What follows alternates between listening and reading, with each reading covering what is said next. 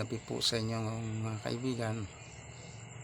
Muli po tayong mag-aralan ng salita ng Diyos upang lumawak pa po ang ating kaalaman tungkol po sa banal na kasulatan. Alam niyo po ba, ang ating katawan ay nabubuo ito ng 3 bahagi.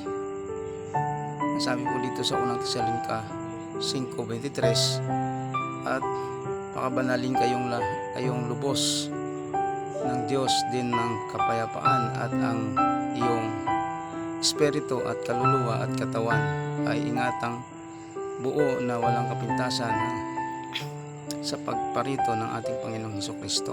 Opo, kapag tayo po ay pabaya sa ating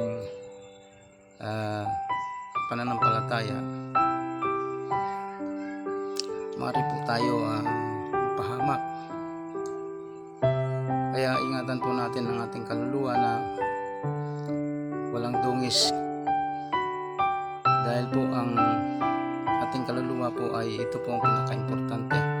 Kapag tayo po binawian ng buhay, ang ating espiritu po ay babalik sa Diyos, ang ating katawang lupa po ay babalik ito sa lupa.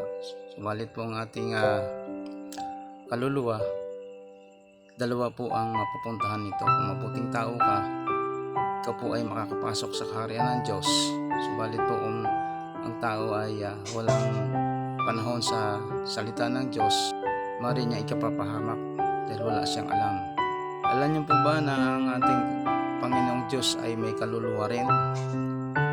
Sabi po niya dito sa Hebreo 10:38 hanggang 39, ngunit ang aking lingkod na matuwid ay mabubuhay sa pananampalataya, at kung siya ay umurong ay hindi kalulugdan ng aking kaluluwa.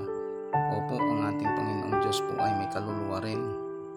Kaya po ang ating kaluluwa ay ingatan po natin na hindi po ito mapunta sa kapahamakan. Maraming salamat po sa inyo.